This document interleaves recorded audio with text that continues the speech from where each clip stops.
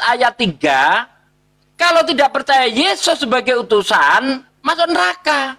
Makanya kata Yesus di dalam Yohanes 17 ayat 3, inilah hidup yang kekal itu, yaitu mereka percaya bahwa engkau satu-satunya Allah yang benar dan mengenal aku, Yesus Kristus yang diutus. Apa Anda mengenal Yesus dengan sebenarnya, Bang? Apa sih ini orang kemana-mana?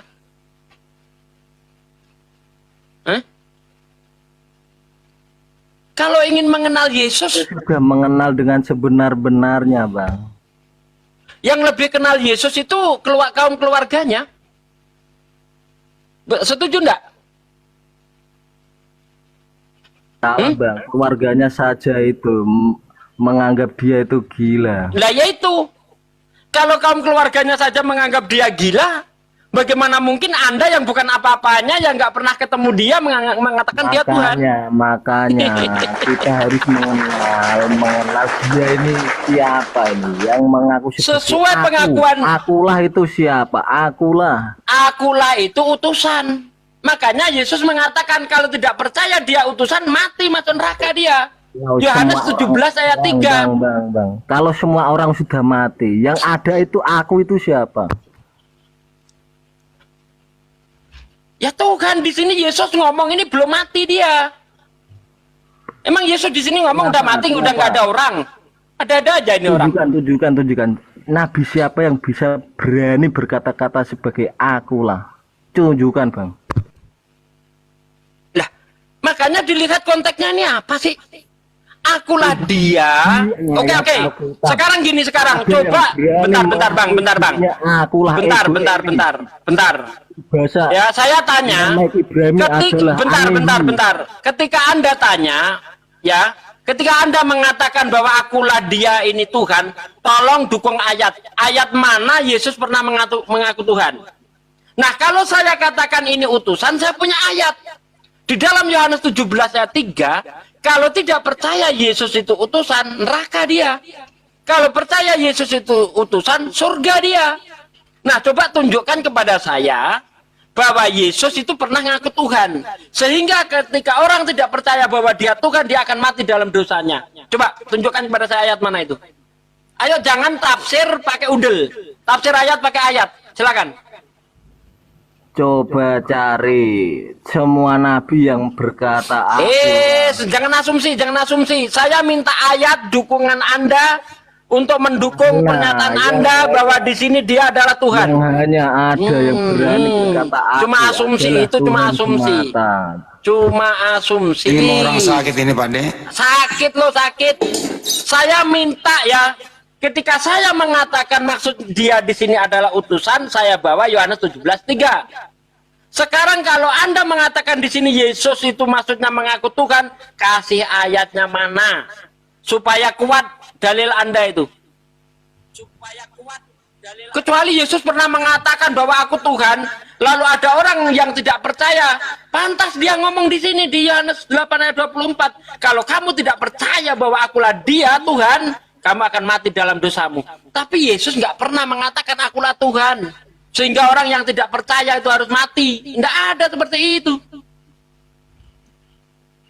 Ya namanya juga oten, Pak De. Iya, mereka menafsir Bible pakai dogma. Coba tafsir ayat pakai ayat gitu loh. Ya, kita sapa dulu anak Tuhan, selamat malam. Buset, kok ada anak Tuhan? Emang Tuhan beranak? Silakan Bang, anak Tuhan. Iya, anak Tuhan ini anunya.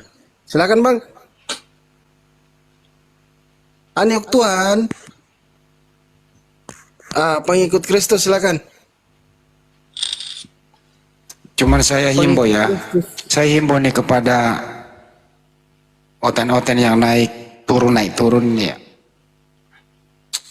Emaknya sendiri yang namanya Bunda Maria merawat anaknya, menyusui anaknya.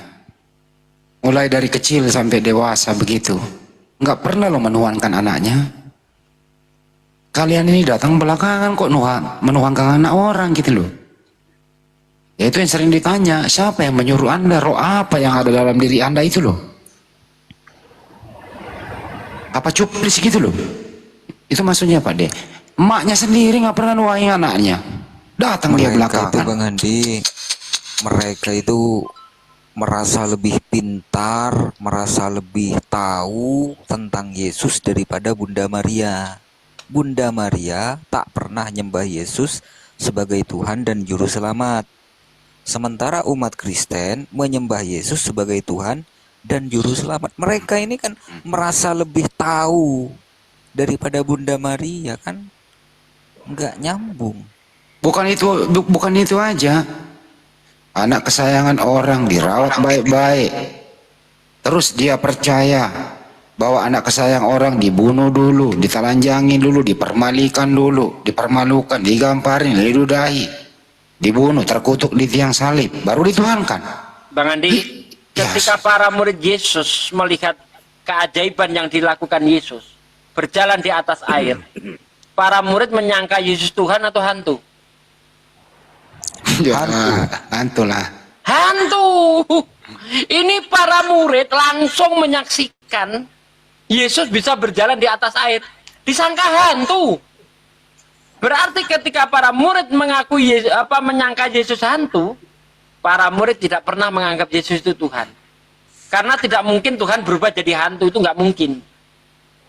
Ya, berarti para murid itu menganggap Yesus itu ya manusia.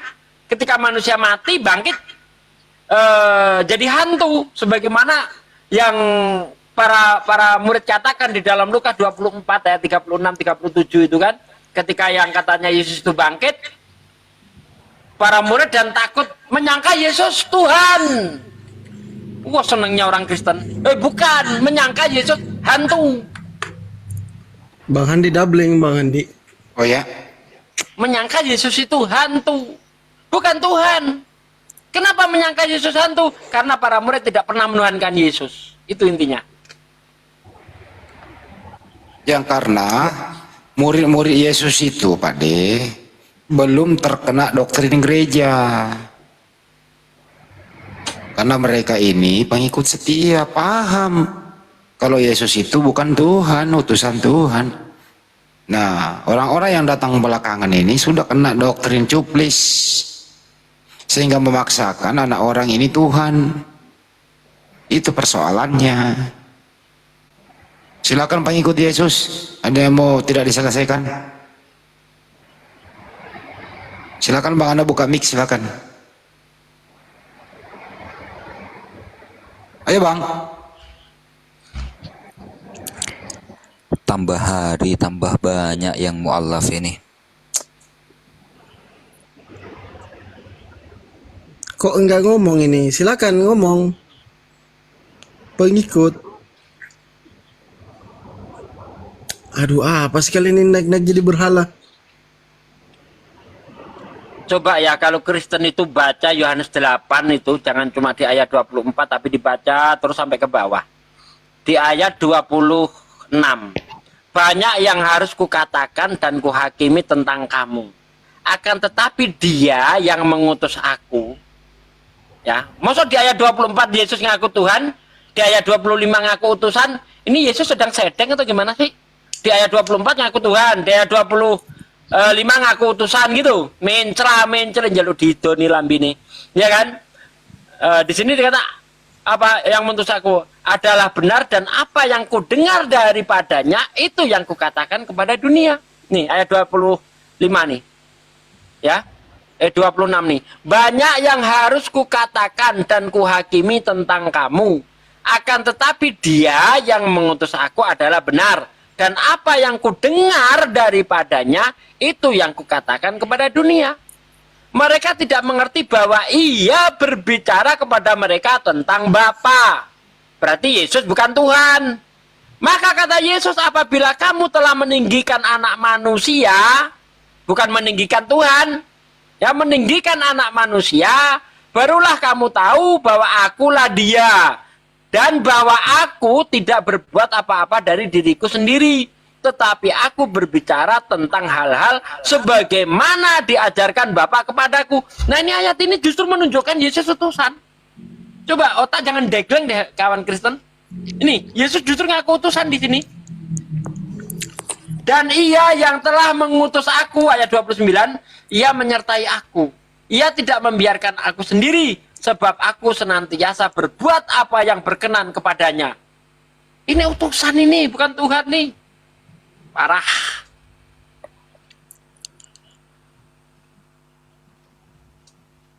Intinya adalah keluarga besar Yesus belum pernah ada sejarah menuhankan keluarganya. Silakan pengikut Kristus. Halo bro. Iya ya. Coba kita bedah sedikit demi sedikit nih Pak D, Bang Handi. Yusuf, Ya, halo. bapaknya Yesus, Maria, ibunya Yesus. Terus kemudian ada adik-adiknya Yesus, ya kan? Adik-adiknya Yesus berapa orang itu? Di antara keluarga besarnya Yesus ini, baik itu Yusuf, Bunda Maria, dan adik-adiknya Yesus, ada nggak salah satu di antara mereka yang menyembah Yesus sebagai Tuhan dan Juru Selamat? Ada nggak Pak D? Ya nggak ada lah. Oh nggak ada ya? Nggak ada. Cintaku bertepuk sebelah kaki. Makanya itu data-data yang 13 tahun sampai 29 itu sebenarnya itu ya. Kalau mau melihat itu ada di Barnabas. Kenapa nggak ada di sini? Karena ya agak sulit nanti membuktikannya. Keluarga intinya aja nggak ada yang mengatakan ya kakak saya Tuhan, anak saya Tuhan, nggak ada loh. Kok tiba-tiba orang datang belakangan gitu dibuatkan surat dia Tuhan. Nah itulah yang sering diberikan data oleh Banjema Matius 7 21 sampai 23. Nyala kau dari hadapanku, kamu sekalian pembuat kejahatan. Ya, rawa-rawa silakan buka mute-nya. Kenapa sembah Yesus? Siapa suruh sembah Yesus? Islam Pak Kristen dia. Dia Kristen ini Ustadz Sugi. Dari baunya, dari aromanya Kristen. Bus, kecium ya. Emang Oh iya ya Bang Andi, kecium. nggak tanya dulu bang, kayak mana bedanya? Bau apa itu? Bau sangit apa bau kabel? Bau B2. Oh. Bau kabel kebakar dong. Silakan. Kenapa siapa suruh sembah Yesus? Ini Silakan. aja ya. Kalau kalian itu menghinainya atau gimana, nggak setuju sama Kristen itu, buatan apapun dari Israel nggak boleh kalian Kenapa sih? pakai itu. Nggak, munafik kalian, munafik. Ngomong apa kumur-kumur sih? Kok nggak jelas? Gak jelas ngomongnya bang.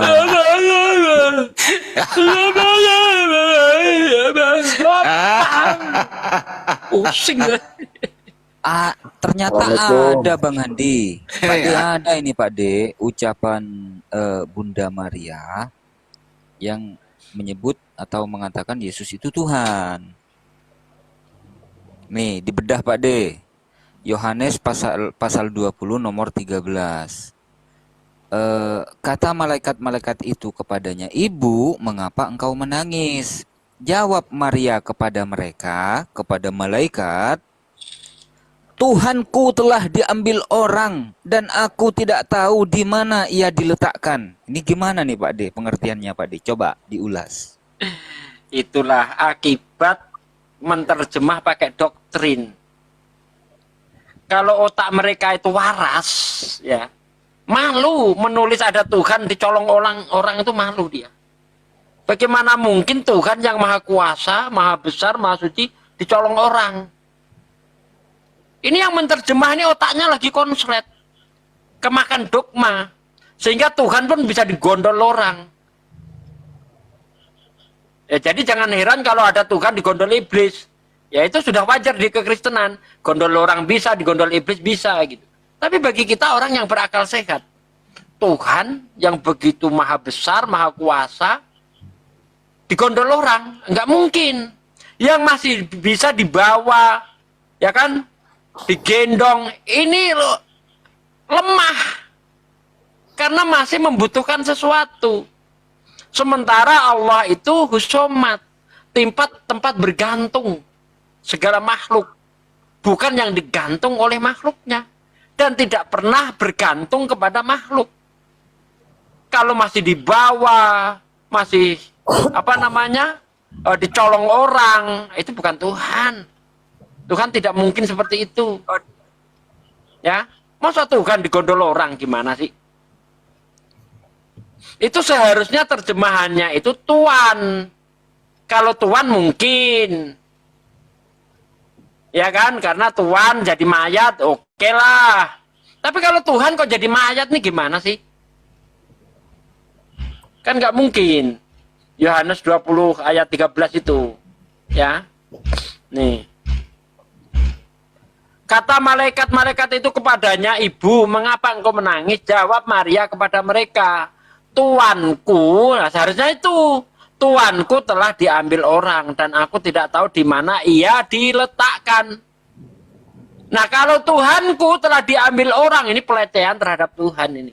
Maksud Tuhan diambil orang, terus di mana diletakkan? Ini Tuhan apa songgok?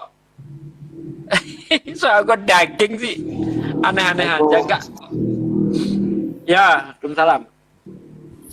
Assalamualaikum. Oh, ada Pak Disugi. Pak D, sejak kapan Pak D? Apa tuh? Barusan Dari datang. kemarin. Hah? Oh, Orang baru tahu. Orang Pak Desugi udah 16 jam ngomong dari tadi kok. lanjut Pak D. Lanjut Pak D. Waduh, ini orang baru bangun ini. Ini Ada lagi ini kalau kita lihat di dalam Yohanes 4 itu ya, kata perempuan Samaria itu, Tuhan butuh timba. Loh, saya sampai bingung saya memahami ayat ini. Tuhan butuh timba. Sementara Tuhan itu maha kuasa. Kok butuh timba? Terus di mana letak kekuasaan Tuhan itu? Kalau dia butuh berarti dia lemah. Kalau dia lemah berarti dia bukan Tuhan. Gampang toh? Kalau akal kita sehat, masa Tuhan Tar butuh dulu timba? Pak De. Tuhan butuh timba. Nah, kata-kata Tuhan butuh timba itu, timbanya itu buat apa Pak De? Untuk ngambil air. Oh, ngambil air ya. Iya. Iya. Itu kan di dalam Yohanes 4 itu loh. Ketika Yesus ketemu perempuan di Samaria di sumur itu. Tapi kan Bentar menurut dulu Pak De. Yang menciptakan air itu kan Tuhan. Yang mengalirkan air, memancarkan sumber mata air itu kan Tuhan Pak De.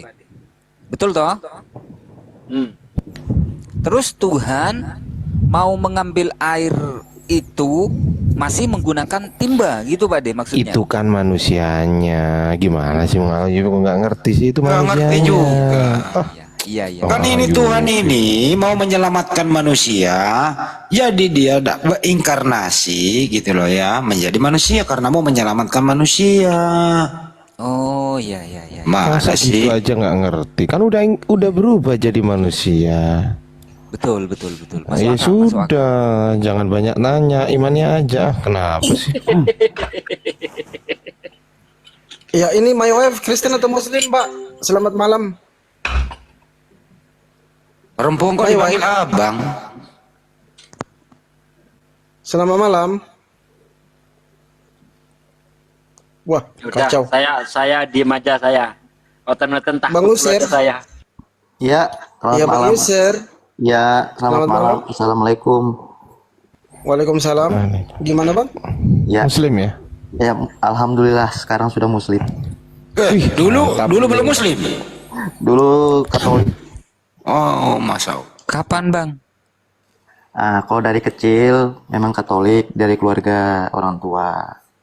Setelah dewasa dengan perjalanan hidup saya, alhamdulillah dapat hidayah dari Allah. Dan subhanallah akhirnya alhamdulillah saya masuk Islam sekarang. Tapi nggak pernah ikut balap liar kan? Alhamdulillah. Alhamdulillah Anda pernah. Kapan Itu tuh Bang masuk Islam? Ditanya baik-baik Bang Andi. Iya. Kapan bang mulai balap liar?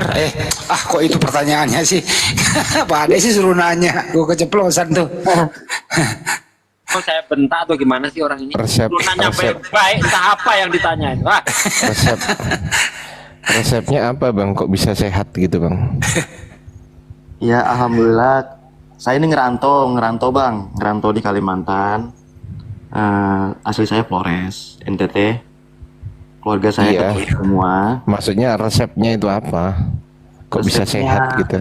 sering, kalau dulu sering nonton film Rahasia Ilahi itu nah bang. Mantap lah itu. Dan Itu kebetulan mualafnya mulai kapan, Bang?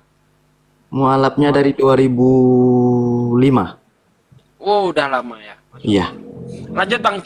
Kisahkan, Bang, bagaimana Anda yang tadinya itu Kristen bisa menemukan hidayah gitu, Bang. Iya. Mohon maaf sebelumnya, kalau keluarga besar saya memang Katolik semua. Dari kecil kita juga dilajarin dari agama, memang benar apa yang dikatakan tadi kayak Bang Zuma, dari abang-abang semua di sini. Kalau ajaran Katolik dulu itu, kalau Yesus itu memang utusan Tuhan, itu utusan Allah, utusan Bapak. Bapak kalau ceritanya dulu gitu. Akhirnya dengan berjalannya waktu, merantau ke Kalimantan, ketemulah ada sama di sini kan, di Kalimantan kan rata-rata mayoritas kan Muslim. Saya tinggal sama orang Kalimantan, tinggal sama orang Muslim juga. Jadi orang tua angkat saya lah, karena saya sering lihat orang tua angkat saya ini rajin kalau subuh jam 5 sudah bangun sholat subuh, 5 waktunya tidak pernah putus. Jadi saya ini selalu bertanya sama orang tua angkat saya, memang dalam Islam ajarannya seperti ini, cara menjalankan ibadah sehari 5 kali, sholat tahajud, sholat duha, apa kan sering saya lihat. Saya memahami agama, saya sering belajar sendiri, cuman untuk masuk kan belum, Pak, butuh proses tuh. Butuh proses. Saya nggak mau, pokoknya saya masuk Islam tanpa paksaan dari siapapun. Itu benar-benar dari hati saya. Jadi cerita singkatnya, jam 5 subuh, saya mimpi didatangin seseorang, itu berjubah putih. Pokoknya putih semua dari rambut, pokoknya sampai ke kaki-kakinya putih semua. Dia ngajak saya. Nah, saya itu taunya kayak gambar-gambar Mekah itu nah bang. Kayak orang naik haji kan ke Mekah sana, ke Madinah apa. Nah, saya lihat gambar itu, saya dibawalah ke sana. Dan saya disuruh mimpin jadi imam masjid. Nah, dalam mimpi itu, saya kan nggak ngerti bahasa Arab. Tapi saya baca doanya tuh lancar bang. Masya Allah. Lancar. Baca semua ayat-ayat semua, saya nggak ngerti tapi saya baca semua sampai selesai. Itu kalau nggak salah masjidnya, pokoknya masjidnya gede betul. Nggak tahu nama masjidnya apa. Nah, saya bangun, kaget kan bangun. Kok cuma mimpi. Akhirnya nangis. Subuh tuh nangis. Saya turun, karena saya tempat tidur saya di lantai 2, saya turun. Saya langsung kumpulin semua orang tua, keluarga orang tua angkat saya, ada kakak angkat, ada adik angkat, kumpulin jam 5 subuh. Nunggu orang tua angkat habis sholat, saya kumpulin, saya bilang, Mak, Abah, panggil Abah sama Mama. Saya minta besok pagi bawa saya ke RT atau pengurus masjid setempat, saya mau masuk Islam. Akhirnya satu rumah nangis, dikirain mungkin paksaan atau apa gitu, enggak. Aku bilangin dari hati saya. Cuman saya minta, saya masuk Islam, saya mau jadi Islam KTP aja. Saya minta bimbingan. Saya mau jadi Islam KTP, saya minta setelah saya baca syahadat di masjid, selesai, saya minta langsung disunat. Mantap. Jadi saya pengennya itu masuk Islam itu kan benar-benar bersih. Saya enggak mau, saya pengen buang yang saya sering nakal, sering minum, sering main judi, apa segala macam itu kan sering gitu. Saya pengen buang semua. Saya pengen dari awal lagi. Saya pengen dari nol. Pengen hidup lebih baik lagi. Alhamdulillah setelah masuk Islam semua berubah. Pekerjaan saya lancar, rezeki saya lancar. Saya menikah, saya punya 2 anak, semua alhamdulillah lancar. Maka sampai sekarang ya saya pesan sama anak-anak saya kan mau pulang kampung nih. Ya terserah. Yang jelas kamu tetap ngikut orang tuamu yang sekarang, agamamu tetap agama orang tuamu sekarang Islam. Kalau masalah urusan orang tua saya di kampung, dan alhamdulillah nih kabar baik lagi nih bang, adik saya nomor 2 juga masuk Islam, juga mualaf. Masya Allah, Allahu Akbar. Kapan itu bang? Baru bulan-bulan kemarin bang. Masya Allah. Setelah dia dengar saya masuk Islam, nah kebetulan dia dapat istri orang Bima. Kebetulan di Bima kan mayoritas Muslim. Dia PNS di sana, dia telepon kakak, bilang kakak, saya juga masuk Islam sekarang karena istri saya juga orang Muslim. Jadi kakak saya cuma bilang sudah siap. mental udah siap, yakin, karena yang kita hadapi keluarga besar. Akhirnya ya selesai semua, dia sudah masuk. Nah, sekarang kan kita pengen pulang nih bang, jadi pengen minta pendapat nih bang, minta pendapat dari abang-abang semua sini yang mungkin lebih paham. Saya juga masih tahap belajar. Gimana nih setelah kami ini, istilahnya kami berdua bersaudara ini kan masuk muslim, gimana caranya menghadapi orang tua kalau misalnya setelah pulang menghadapi orang tua yang istilahnya Katolik yang fanatik, dari keluarga besar orang tua bapak ibu kan fanatik semua. Nah cara kami menghadapinya gimana nih Kang? Abang-abang bentar sebelum saya jawab ya, berarti semenjak Anda masuk Islam di tahun 2005 belum pernah pulang? Enggak pernah pulang saya. Tapi orang tua sudah tahu sejak Anda masuk Islam itu? Orang tua sebenarnya sudah dengar kabar, cuma orang tua itu enggak percaya karena kalau belum melihat sendiri kalau anaknya mengakuin di depan orang tuanya gitu bang. Gitu. Berarti sampai sekarang orang tua itu belum percaya ya? Ya belum percaya. Cuma orang tuanya pesan yang penting kamu pulang dulu. Masalah kamu mau ngikut, cuma dari mama sudah ngomong, cuma bapak kan orangnya agak keras. Jadi bilang mama, apapun agamamu, apapun yang sekarang kamu jalani, yang penting kamu pulang. Urusan misalnya kamu ngikut yang jalan yang mana menurut kamu benar, kamu jalani. Saya sebagai ibu tidak pernah maksa anak saya harus ngikut saya atau ngikut bapak. Nah, jadi nanti ketika pulang, misalnya orang tua itu marah, khususnya dari bapak ya, karena katanya mama itu sudah mengikhlaskan kan? Ya kita tetap sebagai anak, kita nggak usah melawan, tunjukkan saja akhlak yang baik. Tidak perlu kita lawan dengan kekerasan karena Islam tidak mengajarkan itu. Ya, walaupun kita berbeda agama dengan orang tua kita tetap harus taat dan patuh terhadap aturan orang tua selagi perintah orang tua itu tidak bertentangan dengan syariat Islam. Misalnya Anda datang di sana disuruh makan babi, tolak dengan baik, jangan dengan cara yang frontal. Maaf Pak, maaf Bu, di agama kami tidak diperbolehkan makan ini. Misalnya, potong dulu, maaf. Kalau masalah makan D2 tuh atau anjing itu memang dari kecil memang enggak pernah, sampai dewasa sampai sekarang pun enggak pernah. Ya, itu contoh saja Bang. Itu contoh saja. Contoh perbuatan yang melanggar Islam, ya kan? Contoh makan babi kan nggak boleh di dalam Islam. Misalnya orang tua nyuruh seperti itu. Kita nggak boleh menolak dengan kasar. Bapak ini apa nggak tahu saya sudah Islam? Enak aja disuruh makan kayak gini. Otakmu taruh di mana? Misalnya begitu. Nggak boleh. Tolak dengan lemah lembut, ya kan?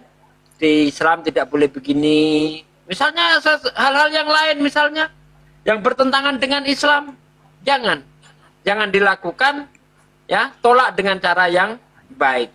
Insya Allah ketika kita mampu menunjukkan akhlak kita, ya, ketika saya dulu masih Kristen begini perbuatan saya, setelah jadi Islam begini perbuatan saya, insya Allah orang tua luluh, ya, itu saran saya begitu. Ya soalnya kan gini bang, kalau dari garis keturunan kita itu kan dari nenek memang Muslim aslinya. Tapi nenek aslinya lain orang Flores. Cuman nenek yang laki-laki ini kan orang Portugis asli, nenek yang perempuannya orang Flores. Jadi nenek juga dua agama. Jadi dari cucunya yang pertama ini yang ngikutin agama, yang masuk agama Islam ya baru saya sama adik saya nomor 2, saya kan anak pertama. Yang kedua sudah masuk. Ya, itu tadi pesan saya. Karena di Islam itu kita tidak dilarang untuk berbuat baik kepada orang-orang yang berbeda agama dengan kita. Dalam surah Al-Mumtahanah ayat 8 sangat jelas di situ, aku tidak melarang kau untuk berbuat baik kepada mereka selagi mereka tidak memusuhimu, tidak mengusirmu dari kediamanmu, tidak memusuhi agamamu. Ya, begitu. Siap, Bang. Alhamdulillah. Makasih banyak Bang masukannya. Aku izin tanya Pak De. Aku izin silakan. tanya dulu nih kepada Bang User nih. Bang User. Ya, Muhammad Amin nama saya.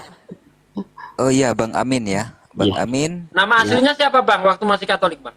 Nama aslinya Valentin Jeffrey.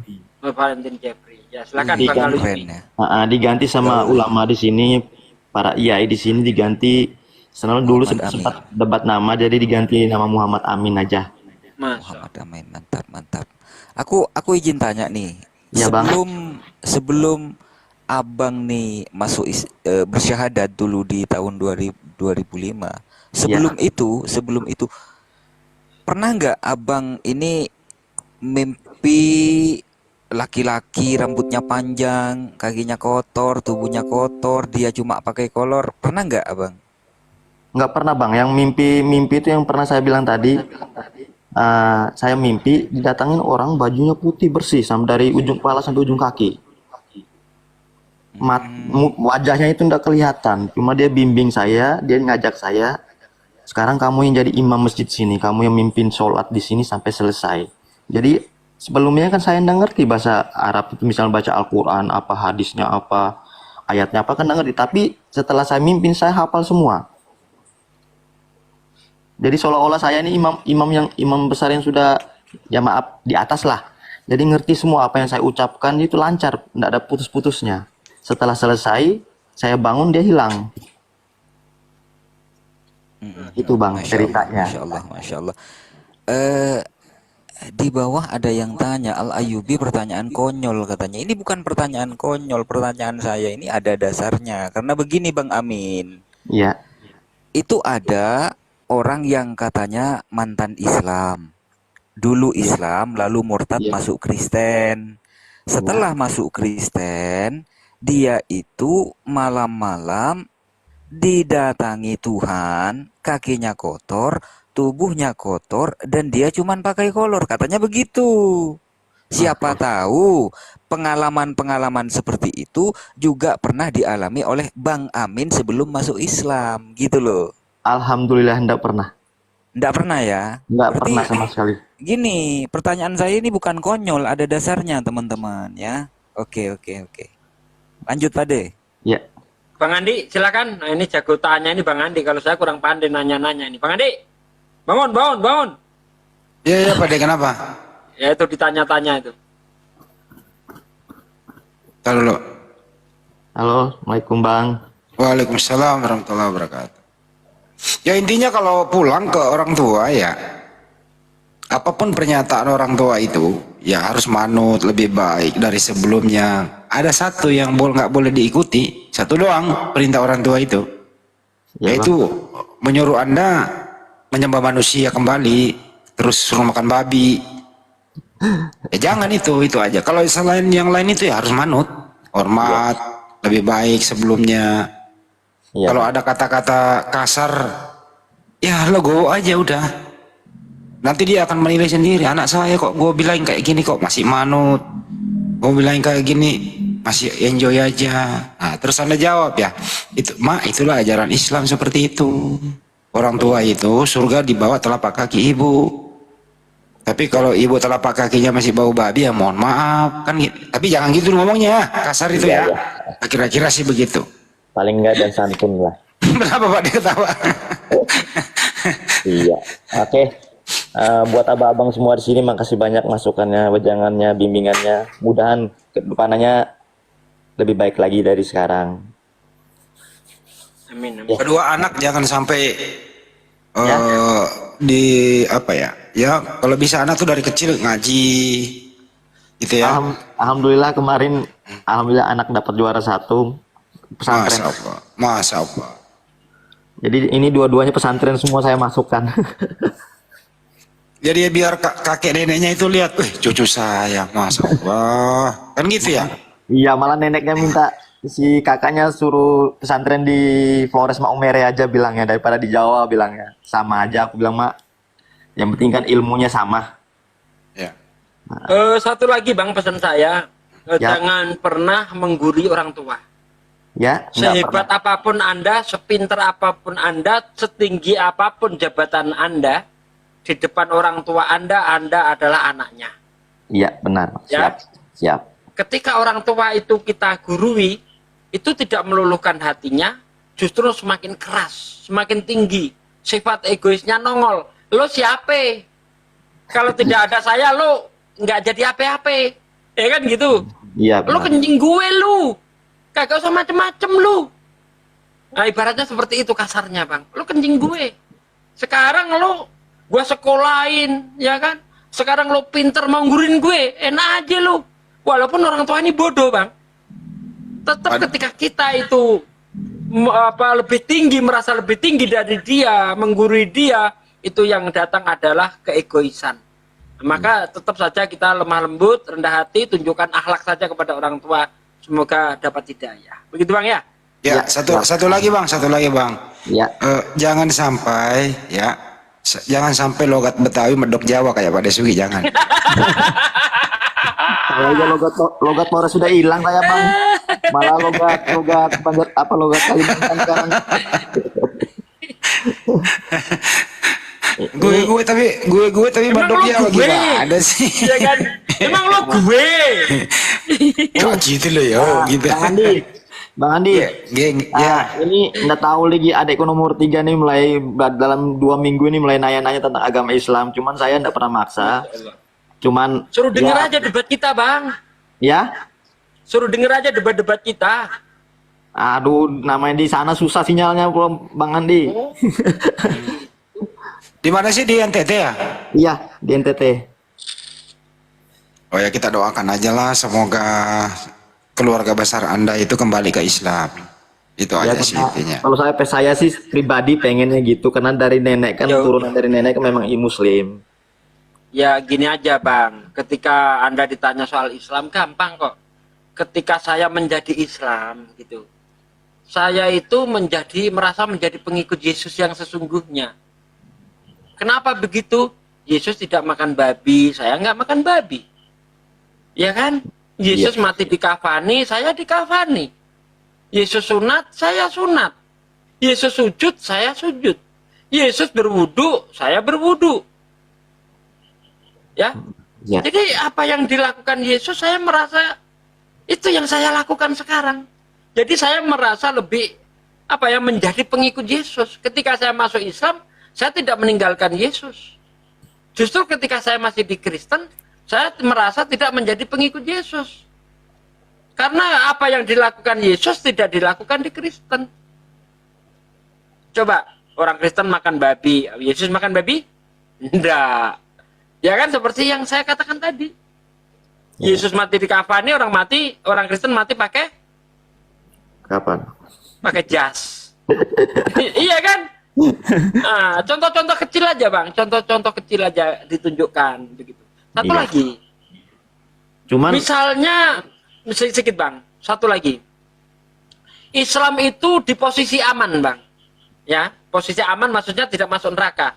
Baik Kristen yang benar maupun Islam yang benar. Misalnya, Kristen itu benar. Lalu kita ditanya oleh Yesus, user, kenapa kamu nggak menuhankan aku? Emang kamu pernah memperkenalkan dirimu sebagai Tuhan? Tidak pernah. Lah kalau Anda tidak pernah mengklaim bahwa dirimu Tuhan, bagaimana saya mengakui kamu Tuhan? Bukankah engkau selalu mengajar engkau utusan Tuhan? Iya, saya percaya engkau utusan Tuhan. Oh ya, kalau begitu kamu selamat.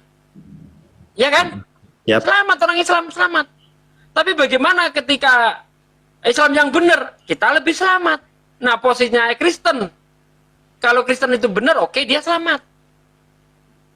Aku Tuhan, katanya kan. Oke, saya menyembahmu, oke, kamu selamat. Tetapi ketika Kristen itu tidak benar, Kristen neraka. Nah, sekarang kita cek aja di dalam Bible, adakah Yesus memperkenalkan dirinya sebagai Tuhan? Tidak ada. Berarti orang Islam posisinya itu aman. Baik Kristen itu benar, Yesus itu benar-benar Tuhan, ya, ataupun Yesus itu utusan, kita posisinya aman. Begitu, Bang. Makasih. ya, siap. Nah, ya buat abang-abang semua sini makasih banyak waktunya. Mungkin itu aja yang saya sampaikan. Terima kasih masukannya, wejangannya. Sama-sama, Bang. Ya, oke. Sama-sama Bang. Ya, siap. Assalamualaikum warahmatullahi wabarakatuh. Waalaikumsalam warahmatullahi wabarakatuh. Silakan diturunkan Bang, enggak apa-apa. Itu di kanan atas ada tanda silang, Bang, tinggal dipencet, Bang. Siap. Kalau sudah tidak ada pasien ya kita sudahi dulu live kali ini ya Pak De ya. Oh, oke Bang Andi, saya udah selesai dari tadi. Udah saya tutup. Ya udah, untuk yang ada di Andi Slebe Channel sekian dulu ya live kali ini. Habis ini kalau ada diskusi menarik saya akan live kembali. Terima kasih, sampai jumpa lagi ya. Maaf ya atas segala hilat. Ini diskusi bukan asumsi. Ini edukasi bukan provokasi. Untuk itu kembalilah ke Islam. Itu aja. Himbauan terakhir, berhentilah menuhankan anak manusia. Anak manusia ini bukan Tuhan. Makhluk itu bukan holik dan bukan makhluk. Terima kasih, sampai jumpa. Assalamualaikum warahmatullahi wabarakatuh. Waalaikumsalam warahmatullahi wabarakatuh. Ya, mungkin Ustadz Sugi ditutup, Ustadz. Oh, mau ditutup ya? Ya, Ustadz Sugi yang tutup. Oke, terima kasih saudaraku sekalian. Anda sudah mengikuti live TikTok di malam ini, ya. Semoga apa yang disampaikan oleh Bang Zuma, yang disampaikan Bang Andi, yang saya sampaikan, disampaikan oleh Bang Alayubi, ya. Semoga menjadi jalan hidayah untuk saudara-saudara kita yang masih mau menggunakan akal sehatnya. Karena orang yang tidak menggunakan akal sehatnya tidak mungkin dapat hidayah. Hanya orang-orang yang menggunakan akal sehat yang dapat hidayah. Dan untuk kita, semoga semakin mempercinta kita terhadap agama kita. Karena agama Islam ini agama yang tinggi dan mulia. Al-Islamu ya'lu wa la yu'la alaih. Tidak ada banding ya dengan Islam. Islam itu agama tinggi dan mulia. Tinggi, mulia pula. Ya, nggak ada agama yang seperti itu. Ya, alhamdulillah kita ini menjadi orang-orang yang ditunjuk oleh Allah untuk mengikuti agama yang tinggi dan mulia ini. Karena Allah kalau tidak memberi petunjuk, wa ma kunna linahtadiya laula an hadanallah, kita tidak akan mendapatkan agama yang mulia ini. Ya, semoga apa yang kita sampaikan menjadi mempertebal keimanan kita. Itu intinya. Dan apa yang disampaikan menjadi ilmu untuk kita semua sehingga kita mampu berdakwah. Kita jangan stagnan hanya menjadi pendengar. Ya, mari kita ikut berdakwah. Sebisa-bisanya sampaikan walaupun satu ayat. Ya, karena orang-orang yang dimuliakan oleh Allah itu bukan orang yang sholatnya sampai jidatnya lecet, bukan orang yang puasa sampai perut lengket dengan punggung, bukan. Tetapi yang dimuliakan oleh Allah adalah orang-orang yang mau berdakwah. Sebagaimana yang tertulis di dalam Quran surah Al-Imran 110. Kuntum khairu ummatin ukhrijat linas ta'muruna bil ma'ruf wa tanhauna 'anil munkar wa tu'minuna billah. Kamu ini umat terbaik, kata Allah. Yang diadakan untuk manusia, untuk apa? Untuk menyampaikan kebenaran. Ya, wa tanhauna 'anil munkar, untuk mencegah kemungkaran. Wa tu'minuna billah, dan berimanlah kamu kepada Allah. Jika Anda ikut ambil bagian dalam dakwah, Anda akan dimuliakan oleh Allah Subhanahu wa taala. Ya, mari kita tetap belajar apa yang disampaikan, dicatat ayat-ayatnya. Ya, dicatat ayatnya. Ini ada pertanyaan seperti ini, jawabannya seperti ini. Siapkan pulpen, siapkan buku. Itu yang kami lakukan, itu yang dilakukan Bang Zuma di masa lalu. Ya, sehingga kita saat ini mampu untuk menyampaikan kebenaran Islam walaupun belum sempurna, masih banyak kekurangan. Nah, itu saja yang saya sampaikan di kesempatan malam ini. Terima kasih Anda sudah mengikuti. Bila ada salah kata itu murni datang dari kekhilafan kita, dan apabila ada benarnya itu murni datangnya dari Allah. Kepada saudaraku saya mohon maaf, dan kepada Allah mohon ampun. Subhanaka Allahumma wa bihamdika asyhadu alla ilaha illa anta astaghfiruka wa atubu ilaik. Wassalamualaikum warahmatullahi wabarakatuh. Waalaikumsalam warahmatullahi wabarakatuh. Langsung aja Bang Andi ya, tutup ya.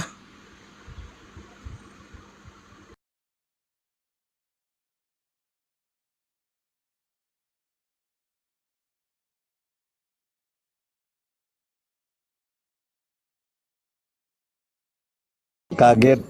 Ini Kristen ada berapa orang? Langsung naik di atas. Ini Kristen ada berapa orang di sini? Iya, kaget satu di atas tuh. Ada berapa? M24 satu. Oh, dua. Ada dua. Ya, ini Bang Jimmy sama M24. Oh, M24 dengan BJ Drummer. M24 sama ini BJ Drummer. Tapi BJ Drummer ini sekarang lagi sementara kita pendekatan terus gitu, pendekatan supaya bisa besarkan lagi kalau gitu. Ya, butuh doanya teman-teman ya. Mudah-mudahan Bang Jimmy ini bisa lebih dekat untuk melakukan proses syahadat. Apa namanya?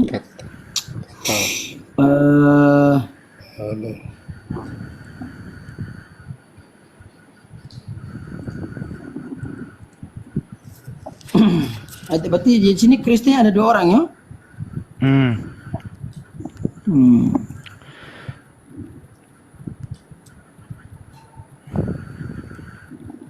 Jadi gimana? Mau pakai Samaria atau bagaimana? Jangan Bang. Tinggi Bang Ep. Kenapa? Kasihan yang kami Bang Ep. Tak tahu. Oh, nggak tahu. Kenapa nggak tahu? Karena belum belajar. Belum belajar.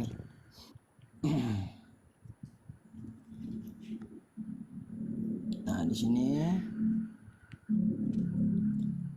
dia yang dimaksud dengan apa namanya? Kita pakai mikrawat gedolot ya. Yom shema yelowin o aftale babak uwek kalne udak uwek kalne fshak كان رد الهشبير لخم على المشيه يا ريبون أعلام في المياه أن ثم الخام لخم الحياة أدنيه أعلام. Nah, kita pakai yang asli ya. Ini terjemahan. Ini terbitan Israel.